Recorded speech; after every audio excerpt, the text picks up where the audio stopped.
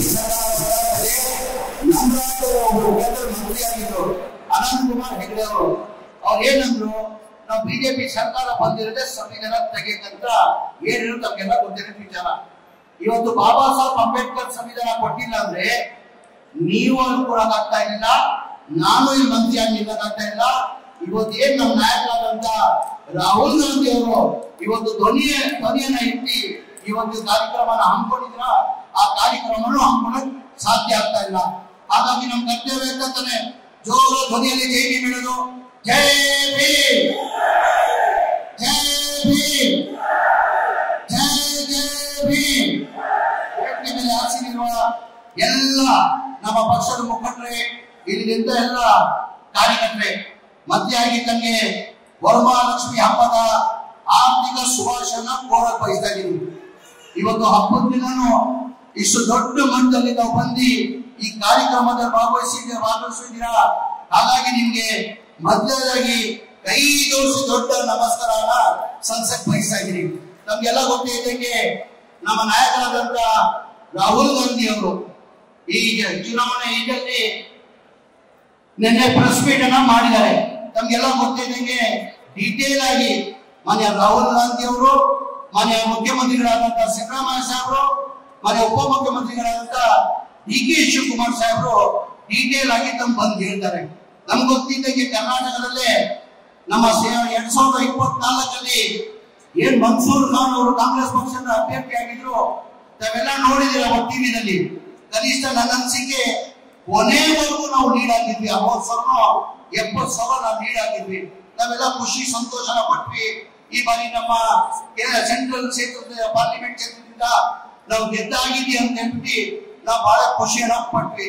ಕೊನೆ ಮೂಮೆಂಟ್ ಅಲ್ಲಿ ಯಾವ ಮಾದೇವಪುರ ಬಂತು, ಆಗ 1,15,000 ಲೀಡ್ ಆಗಿಬಿಟ್ಟು ಬಿಜೆಪಿ 30,000 ಅಂತರಲ್ಲಿ ಗೆದ್ದಿದ್ದಾರಂತ ಘೋಷಣೆ ಮಾಡಿ ತಮ್ಗೆಲ್ಲ ಗೊತ್ತಿದೆ ವಿಚಾರ.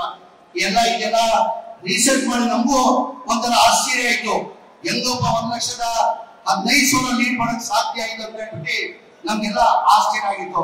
ಆಮೇಲೆ ಎಲ್ಲ ರಿಸರ್ಚ್ ಮಾಡಾದ್ಮೇಲೆ ಒಂದೊಂದಲ್ಲಿ ಮಾದೇವಪುರದಲ್ಲಿ ಬಹಳ ಜನ ನಮ್ಮ ಮುಖಂಡರುಗಳು ಡೀಟೇಲ್ ಆಗಿ ವಿವರವನ್ನ ಕೊಡ್ತಾ ಇದ್ರು. ಬಹಳಷ್ಟು ಕಡೆ 15-20 ಮನೆಗಳಲ್ಲಿ 80 ಮತದಾರರಿದ್ದಾರೆ. ಆಮೇಲೆ 15-20 ಮನೆಯಲ್ಲಿ ಒಂದೇ ಬೂತಲ್ಲಿ 71, 72, 73, 74 4-5 ಬೂತ್ ನಮ್ಗೆ ಡೀಟೇಲ್ ಆಗಿ ಹೇಳ್ತಾ ಇದ್ರು. ಸಣ್ಣ ಒಂದೇ ಕಟ್ಟಡಿಯಲ್ಲಿ 100 ಓಟು, 80 ಓಟು, 70 ಓಟ್ ಅಂತ ಮನೆ ಸ್ನೇಹಿತರು ಹೇಳ್ತಾ ಇದ್ರು. ಅದ್ರ ಜೊತೆಯಲ್ಲಿ ಮಹಾರಾಷ್ಟ್ರದಲ್ಲಿ ತಮ್ಗೆಲ್ಲ ಗೊತ್ತಿದ್ದಂಗೆ ಯಾರೋ ಒಂದು ಓಟ್, ಮಹಾರಾಷ್ಟ್ರದಲ್ಲೂ ಓಟ್ ಹಾಕಿದ್ದಾನೆ, ಕರ್ನಾಟಕದಲ್ಲೂ ಓಟ್ ಹಾಕಿದ್ದಾನೆ, ಗುಜರಾತ್ ಅಲ್ಲೂ ಓಟ್ ಹಾಕಿದ್ದಾನೆ, ಬೇರೆ ಕಡೆನೂ ಓಟ್ ಹಾಕಿದ್ದಾರೆ.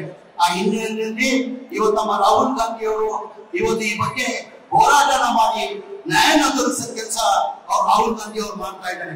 ಇವತ್ತು ಬಿಜೆಪಿ ತಮಗೆಲ್ಲ ಗೊತ್ತಿದ್ದಂಗೆ ನಾನು ಚಾಮರಾಜಪೇಟೆ ಕ್ಷೇತ್ರದಲ್ಲಿ 5 ಬಾರಿ ಜನ ನನ್ನ ಆಶೀರ್ವಾದ ಮಾಡಿ 5 ಬಾರಿ ನನ್ನ ಗೆಲ್ಲಿಸಿದ್ದಾರೆ.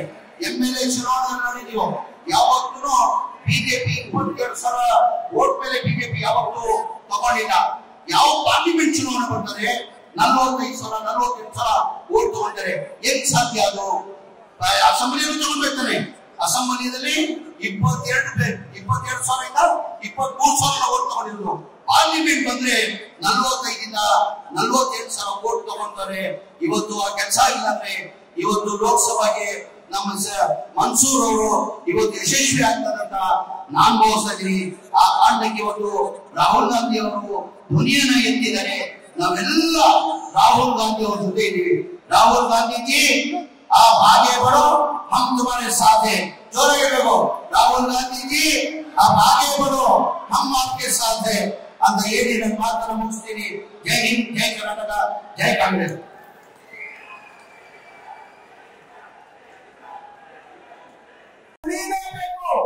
ಅಧಿಕಾರ ಬಿಡಬಾರದು. ವಿರೋಧ ಪಕ್ಷಗಳನ್ನ ಶಾಶ್ವತವಾಗಿ ಹೊರಗಡೆ ಇಡಬೇಕು. ವಿರೋಧ ಪಕ್ಷಗಳನ್ನು ನಿರ್ನಾಮ ಮಾಡಬೇಕು ಅಂತೇಳಿ ಈಗ ಚುನಾವಣೆಗೆ ಬೇಕಾದಂತಹ ಮತದಾರರ ಪಟ್ಟಿಯನ್ನ ವೋಟರ್ ಲಿಸ್ಟ್ ಅನ್ನು ಮ್ಯಾನಿಪುಲೇಷನ್ ಮಾಡೋದ್ರಿಂದ ನಾವು ಕರ್ನಾಟಕದಲ್ಲಿ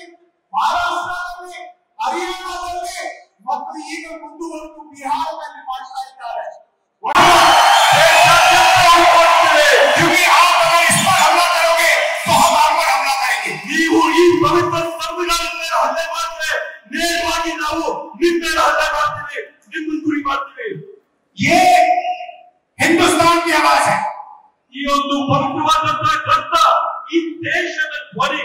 याद रखिए, नरेंद्र मोदी 25 सीट की मार्जिन से प्रधानमंत्री है।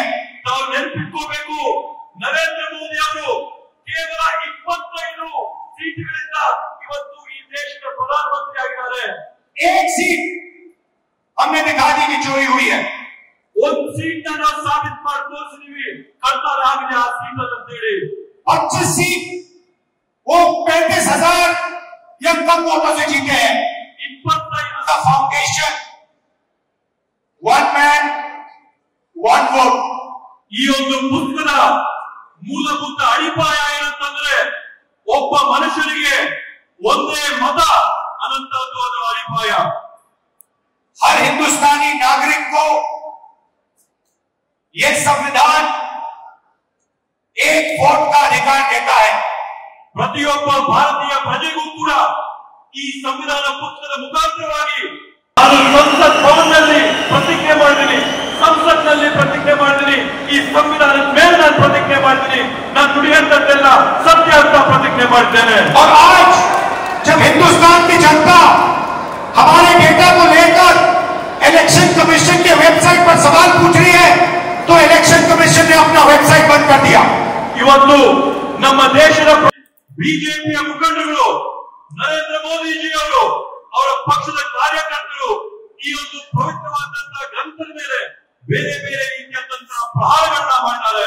हिंदुस्तान की संस्थाओं को खत्म करके इस पर आक्रमण किया।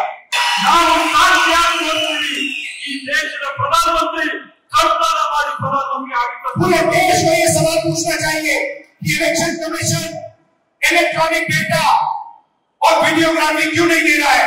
ಇವತ್ತು ಪೂರ್ತಿ ದೇಶ ಒಕ್ಕೊರಲಿಂದ ಪ್ರಶ್ನೆ ಮಾಡಬೇಕಾಗಿದೆ. ಚುನಾವಣಾ ಆಯೋಗ ಡಿಜಿಟಲ್ ರೆಕಾರ್ಡ್ ಮತ್ತೆ ರೆಕಾರ್ಡಿಂಗ್ ವಿಡಿಯೋ ರೆಕಾರ್ಡಿಂಗ್ ಯಾಕೆ ಕೊಡ್ತಾ ಇಲ್ಲ ಅಂತ ಹೇಳಿ. मैं लीडर ऑफ ऑपोजिशन हूं, मगर मैं अकेला नहीं बोल रहा हूं। ನಾನು ವಿರೋಧ ಪಕ್ಷದ ನಾಯಕನಾಗಿರ್ಬೋದು, ಆದರೆ ನಾನು ಒಬ್ಬೊಟ್ಟಿಗಾಗಿ ಮಾತಾಡ್ತಾ ಇಲ್ಲ.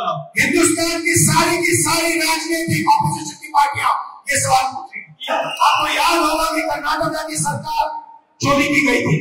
ತಮಗೂ ಕೂಡ ನೆನಪಿರ್ಬೋದು, ಈ ಹಿಂದೆ ಕರ್ನಾಟಕ ರಾಜ್ಯದ ಸರ್ಕಾರ ಕೂಡ ಕಳ್ತನ ಮಾಡಿದಂಥದ್ದು. पैसा देकर चोरी की गई थी। ಕಾಸನ್ನ ಕೊಟ್ಟು, ಹಣ ಕೊಟ್ಟು ಸರ್ಕಾರ ಕಳ್ತನ ಆಯಿತು. और मैं आपसे अब कह रहा हूं 100% सबूत के साथ कि लोकसभा में भी आपसे चोरी की गई। ನಾನು ಅದನ್ನ ದುರುಪಯೋಗ ಮಾಡ್ಕೊಳ್ತಕ್ಕಂಥದ್ದು EVM ಅನ್ನ ಮತ್ತೆ ಮತ ಗಳಿಸ್ತಕ್ಕಂಥದ್ದು, ಮತ ಕಳ್ತನ ಮಾಡ್ತಕ್ಕಂಥದ್ದು, ಈ ಮೂಲಕ ಆಪರೇಷನ್ ಕಮಲವನ್ನು ಮಾಡ್ತಕ್ಕಂಥದ್ದು, ಈ ಮೂಲಕ ಅಧಿಕಾರಕ್ಕೆ ಬರ್ತಕ್ಕಂಥ ಪ್ರಯತ್ನವನ್ನು ಮಾಡ್ತಾ ಇದ್ದಾರೆ. ಇದು ಬರೀ ಕರ್ನಾಟಕದಲ್ಲಿ ಅಷ್ಟೇ ಅಲ್ಲ, ಈ ದೇಶದಲ್ಲಿ ನಡೆದಿರ್ತಕ್ಕಂಥ ವಿಚಾರ. ಹಾಗಾಗಿ ಈ ಹಿಂಭಾಗದಿಂದ ಭಾರತೀಯ ಜನತಾ ಪಕ್ಷದವರು ಅಧಿಕಾರಕ್ಕೆ ಬರ್ತಕ್ಕಂಥದ್ದು. ಕಳೆದ ಲೋಕಸಭಾ ಚುನಾವಣೆಯಲ್ಲಿ ನರೇಂದ್ರ ಮೋದಿ ಅವರು ಬಹುಮತವನ್ನು ಗಳಿಸಿರಲಿಲ್ಲ, ಅವರ ಎನ್ಡಿಎ ಕೂಡ ಬಹುಮತವನ್ನು ಗಳಿಸಿರಲಿಲ್ಲ. ಸುಮಾರು 60, 70, 80 ಕ್ಷೇತ್ರಗಳಲ್ಲಿ ಈ ರೀತಿಯಾದ ಮೋಸವನ್ನು ಮಾಡಿ ಇಲ್ಲಿ ಇಷ್ಟೊಂದು ಬೃಹತ್ ಸಂಖ್ಯೆಯಲ್ಲಿ ಆಗಮಿಸಿರ್ತಕ್ಕಂಥ ಎಲ್ಲ ಆತ್ಮೀಯ ಕಾರ್ಯಕರ್ತ ಬಂಧುಗಳೇ, ತಾಯಂದಿರೇ, ಯುವಕ ಮಿತ್ರರೇ, ಮಾಧ್ಯಮದ ಗೆಳೆಯರೇ, ಈಗಾಗಲೇ ಮಾತನಾಡಿದಂತ ಮಾನ್ಯ ಖರ್ಗೆಯವರು, ಮಾನ್ಯ ರಾಹುಲ್ ಗಾಂಧಿಯವರು ಈ ಸಭೆಯ ಉದ್ದೇಶವನ್ನ ಪ್ರಸ್ತಾಪ ಮಾಡಿ ಅನೇಕ ವಿಚಾರಗಳನ್ನ ನಿಮ್ಮ ಮುಂದೆ ಪ್ರಸ್ತಾಪ ಮಾಡಿದ್ದಾರೆ. ರಾಹುಲ್ ಗಾಂಧೀಜಿಯವರು ವಿಶೇಷವಾಗಿ ಬೆಂಗಳೂರಿನಲ್ಲಿ ನಡೆದಂತ ಚುನಾವಣೆಯಲ್ಲಿ ನಮ್ಮ ಸೆಂಟ್ರಲ್ ಬೆಂಗಳೂರು ಚುನಾವಣೆಯಲ್ಲಿ ಒಂದು ಅಸೆಂಬ್ಲಿ ಕ್ಷೇತ್ರವನ್ನು ಆಯ್ಕೆ ಮಾಡಿ ಅವರು ಡೀಟೇಲ್ ಆಗಿ ಸುಮಾರು 6 ಲಕ್ಷ 60,000 ವೋಟರ್ಗಳು ಅಲ್ಲೇನಿದ್ರು ಅವರು ಪ್ರತಿಯೊಂದು ಕೂಡ ಅವರು ಅದರ ಫೋಟೋಗಳು ಹೆಸರು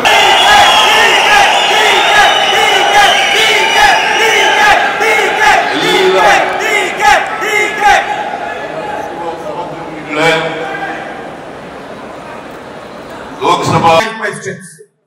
Number one, why are you not giving voter lists in digital machine readable format to the people of India?